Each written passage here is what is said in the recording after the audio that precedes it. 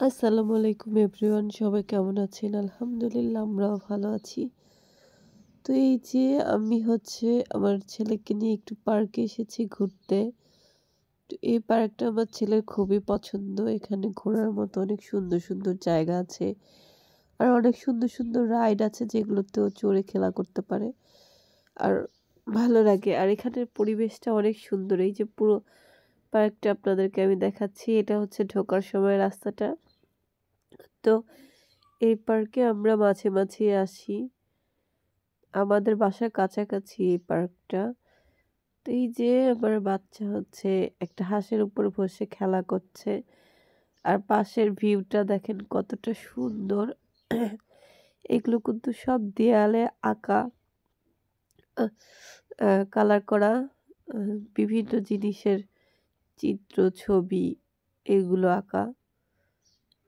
তো এখানে আম এসে বাচ্চারা খুবই খুশি হয়, খুবই আনন্দ পায় খেলাধুলা করতে পেরে।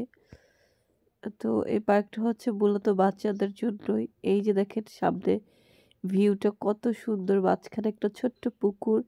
আবার এই পুকুরে নৌকাও চলে। আ নৌকাটাও খুব সুন্দর। এর আগে আমরা চড়েছিলাম নৌকাতে। তো এই যে আমরা অন্য সাইডে যাচ্ছি ওখান থেকে। ওখানে খেলাধুলা শেষ ছাদের।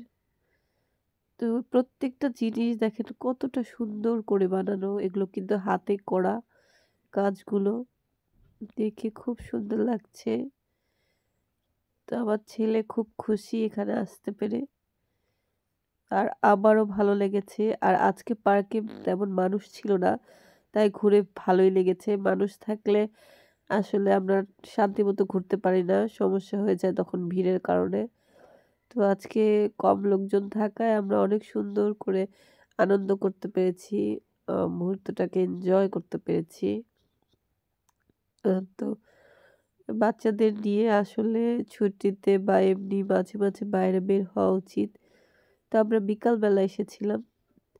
পার্কে একটা ছা এই পার্কের পাশেই সুন্দর একটা আ আ জায়গাতে হরিণকে রাখা হয়েছে।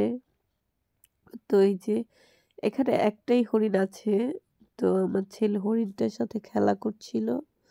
হরিণটাকে ডাকছিল আর হরিণটাও মাশাআল্লাহ কি সুন্দর ওর কথা শুনছিল। ওর সাথে সাথে আসছিল। তো হরিণটার ও খুব ভালো লেগেছিল। হরিণটা ওহ হা ঘাস খাচ্ছিল সম্ভবত। আ বাচ্চাদের আসলে মাঝে মাঝে বাইরে নিয়ে গেলে ওদের মনটা ভালো থাকে। আর ওদের আ ঘোরাঘুরি করতেও তেমন ভালো লাগে। তো তারপরে আমরা ওখান থেকে আরেক সাইডে চলে আসলাম। এটা অনেক বড় পার্কটা। এখানে বিভিন্ন জিনিস ছিল দেখার মতো, খুব সুন্দর। আজকে এ পর্যন্ত। আল্লাহ হাফেজ সবাইকে।